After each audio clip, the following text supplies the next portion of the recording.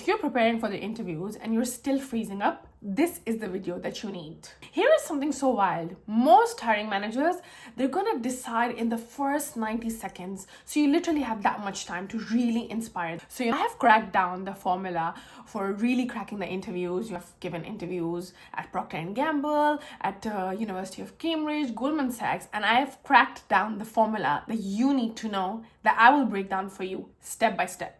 Because honestly, this is your chance. And if you lose this opportunity, you lose that dream. You really lose that dream to be in your dream university. Please stay with me, stay patient, and I will really help you crack the form. Because honestly, if you get this part wrong, you're not just stumbling, you're really setting a wrong tone. So this start is the most important, and it will really cost you your dream if you don't ace this part. So number one, this is something that no one tells you. You are being interviewed not by the university, but by that specific person and the interviewer. And I cannot stress the importance of really knowing your interviewer. And honestly, most people would just walk in preparing for general answers, but it's really about looking at what Cambridge is looking for and cracking straight onto that. So here's what I did.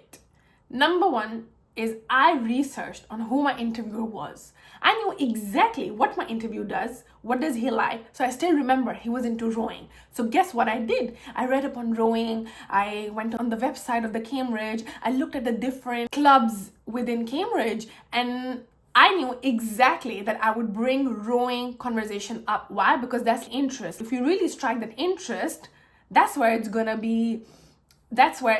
match the two of you. That one detail really changed everything. I remember I spoke about how excited I was about rowing.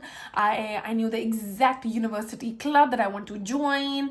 I asked him about his experience. I actually knew about the Oxbridge race as well. So I talked about that, and that's what really built that relationship and set the tone. Not only that, I also actually remember that you connected with the other alumni, and I asked him how that person was. Was he someone who's very professional, very friendly, and any questions that are repeated, something he likes. And I remember just getting to know the interviewer is something that really helped me do my preparation. So that is the key that you need to remember. Know your interviewer really well. The next one is knowing what Cambridge is looking for. Look, Cambridge is not looking for normal people who are just hardworking. Cambridge looks for people who are extraordinary, who can do extraordinary things in their life. So next thing is to really know what are the Cambridge values. And what did I do for that? I'm gonna help you.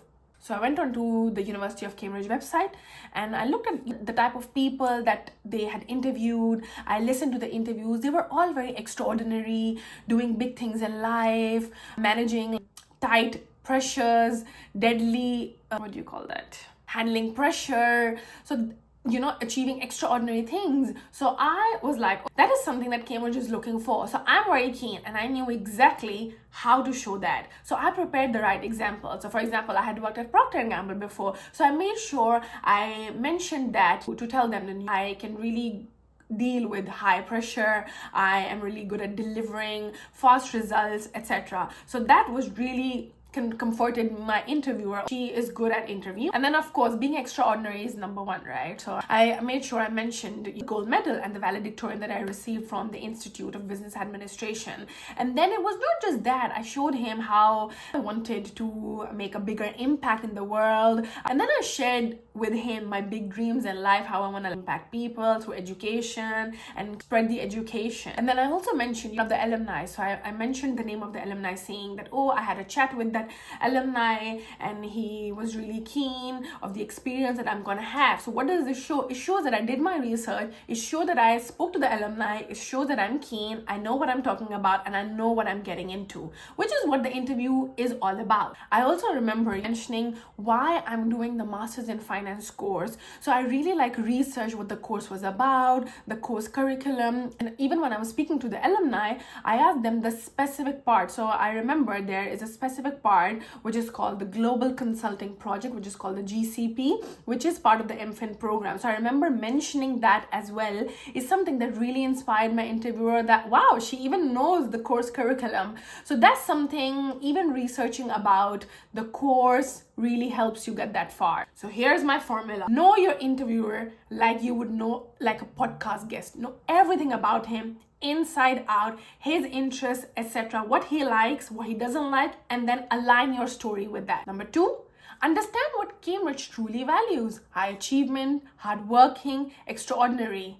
That's what's really important to highlight. And number 3 is reflect their vision, what they're looking for in your story. So you literally give them exactly what they're looking for and they cannot say no. This is how I cracked it, and you will too. If this really helps you, please subscribe to my channel and leave a comment of what more videos you would like to see more. Drop a comment, the course that you're applying for. I literally read all my comments, and if you need help with personal statements, anything else, feel free to put that in comment and I'm going to be able to share and post everything you need. I am with you in this.